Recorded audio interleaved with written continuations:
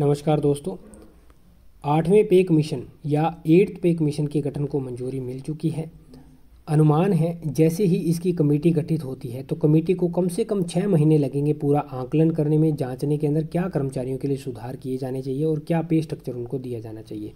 फिर संभावना है कि अक्टूबर से नवंबर के महीने के अंदर 2025 में कमेटी के द्वारा अपनी रिपोर्ट सौंप दी जाए और फिर 1 जनवरी 2026 से केंद्र सरकार के द्वारा केंद्रीय कर्मचारियों के लिए नया वेतन आयोग ला दिया जाए, नया पे स्ट्रक्चर ला दिया जाए और उसी तरह पेंशन भोगियों के लिए नया पेंशन का स्ट्रक्चर ला दिया जाए।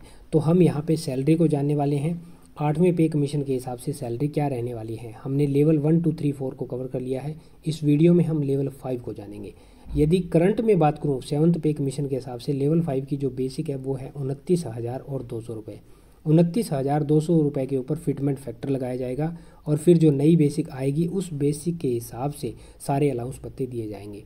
यहाँ जो भी अलाउंस भत्ते मैं आपको बताने वाला हूँ वो अलाउंस भत्ते पूरे इंडिया में आपकी कहीं पोस्टिंग हो जाए उतने अलाउंस भत्ते आपको दिए जाएंगे और जो भी इन हैंड या ग्रोस हम जानने वाले हैं वो ग्रोस आपकी पूरे इंडिया में कहीं चले जाना उतनी ग्रोस या इन हैंड सैलरी आपको मिलेगी ही मिलेगी। तो यहाँ पे फिटमेंट फैक्टर कर्मचारियों की जो मांग है उसके हिसाब से और जो संगठन है उनकी मांग के हिसाब से क्या क्या जानेंगे इसमें। बेसिक को जानेंगे, फिटमेंट फैक्टर को जानेंगे, फिर आपको DA/DNS अलाउंस या महंगाई भत्ता कितना मिलेगा उसको जानेंगे, फिर HRA हाउस रेंट अलाउंस या मकान किराया भत्ता इसको, फिर TA ट्रांसपोर्ट अलाउंस। इन मेन चीज़ों को जानने वाले हैं। तो बेसिक क्या रहेगी, बेसिक आपकी डिपेंड करेगी फिटमेंट फैक्टर कितना दिया जाता है उसके हिसाब से। तो यहाँ पे जो संगठन है या कर्मचारी हैं उनके द्वारा मांग है कि हमें 2.86 फिटमेंट फैक्टर दिया जाए। ये 2.86 जो वर्तमान बेसिक है, जैसे लेवल 5 की 29,200 है तो इसके साथ मल्टीप्लाई होगा, फिर नई बेसिक निकल के आएगी। ये नई बेसिक आपकी निकलेगी लगभग 83,500 रुपये, क्योंकि गवर्नमेंट अगली या पिछली जीरो के टर्म में काउंट करती है तो ये 83,500 एग्जैक्ट आपकी निकल करके बनती है। फिर आता है DA/DNS अलाउंस। तो 99% अनुमान है कि DA को 0 किया जाएगा और फिर AICPA इंडेक्स के हिसाब से DA को 6 महीने के बाद बढ़ा दिया जाएगा, जो भी आंकड़े रहेंगे। HRA, यदि 7th पे कमीशन के हिसाब से HRA को एज इट इज़ 8th पे कमीशन के अंदर लिया जाता है तो 7th पे कमीशन में इंडिया के अंदर 3 तरह की सिटियाँ डिवाइड की गई है जिसमें X, Y और Z है। जब तक DA आपका 25% से कम है तो आपको X सिटी के अंदर बेसिक का 24% HRA दिया जाएगा, Y सिटी में 16% और Z सिटी के अंदर बेसिक का 8% HRA दिया जाएगा। तो यहाँ पे हम कम से कम HRA काउंट करने वाले हैं जो कि Z सिटी है, 8% को काउंट करेंगे, ये बनता है 6600 और 80 रुपये, क्योंकि हम कम से कम सैलरी यहाँ पे जानेंगे कहीं भी पोस्टिंग हो जाए। तो ये हो गया 6680। यदि आपकी पोस्टिंग Y में हो तो 6680 का 2 बार गुणा कर देना, मल्टीप्लाई बाई 2, और X में हो तो मल्टीप्लाई बाई 3 करके अपना HRA निकाल लेना।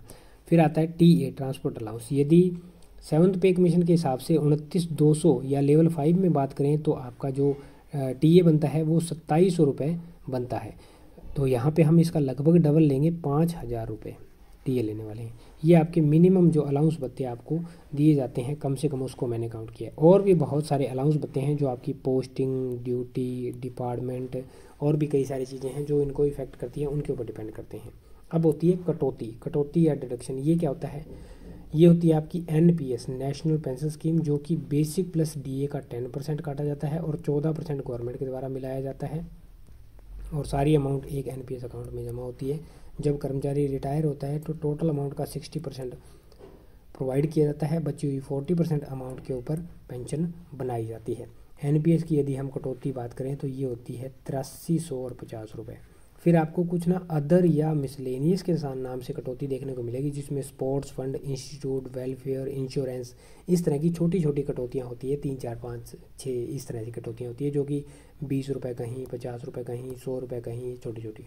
कुछ कर्मचारी सामाजिक कल्याण हेतु अपना अंशदान देते हैं, जो NGO या सामाजिक संस्थानों से जुड़ जाते हैं तो वो और ज़्यादा कटौती कटवाते हैं अपनी मर्जी से। ये जो टोटल कटौती है जिसमें अदर या मिसलेनियस है ये 700 के आसपास हमने लिए, जिसमें 50 रुपये कम भी हो सकते हैं, 100 रुपये ज़्यादा भी हो सकते हैं। टोटल यदि कटौती की बात करें तो ये बनती है 9,050 रुपये। यदि ग्रोस सैलरी की बात की जाए तो ये बनती है 95,180 रुपये। फिर यदि इसके अंदर से 9,050 रुपये कटौती या डिडक्शन निकाल दिया जाए तो ये होती है 86,130 रुपीज़। 86,130 रुपये ये आपकी इन हैंड सैलरी है यदि आपकी पोस्टिंग जेड सिटी में होती है और 2.86 फिटमेंट फैक्टर दिया जाता है लेवल 5 के अंदर। तो दोस्तों आपके हिसाब से कर्मचारियों के लिए क्या फिटमेंट फैक्टर रहना चाहिए, किस टॉपिक पर वीडियो चाहते हैं, कमेंट सेक्शन में कमेंट करके ज़रूर बताएं। उम्मीद करता हूँ जानकारी समझ पाए होंगे।